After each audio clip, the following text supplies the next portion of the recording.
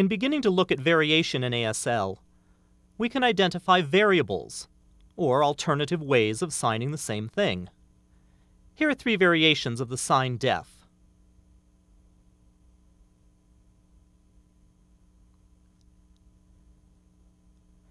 Sign variations within a particular deaf community are a type of sociolinguistic variable.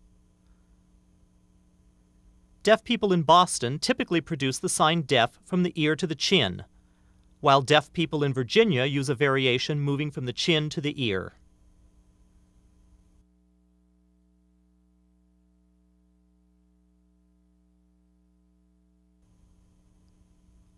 Phonological variation allows the parts of signs to change. Hand-shape changes are seen in these variations of the sign cute. Location changes are seen in these variations of the sign no.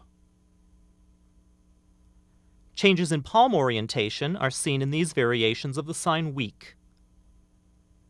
Variations in the sign help reflect movement changes. Finally, signs such as deer may be made with 1 or 2 hands. Remember that signs are composed of sequences of movements and holds. These holds and movements may be added, deleted, or rearranged. When the signs father and study are produced as a phrase, a movement is added. The syllable white from the older form of the sign snow is often deleted. The first syllable in the sign lose one's temper is likewise often deleted.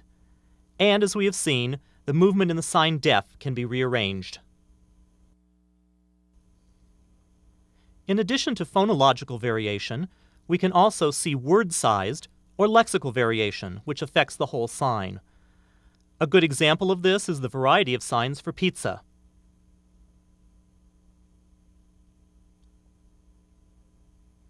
Variation in word-sized units can also be seen at the sentence level. The sentence translated, I think, can also be signed as think without the pronoun.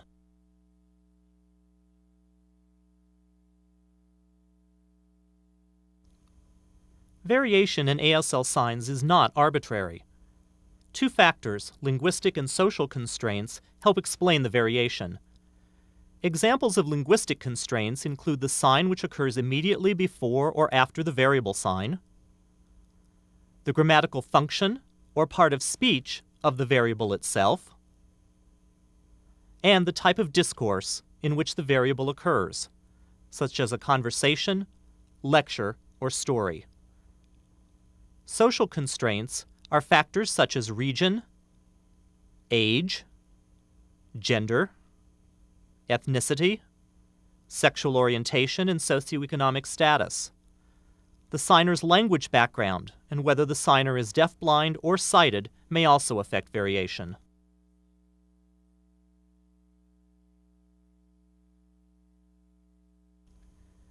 There are 3 reasons why the study of sign variation is important. One is the fact that all languages exhibit variation. Another is the value in contrasting variation in spoken and sign languages to see if modality differences exist. And by studying variation, we can begin to understand how languages change.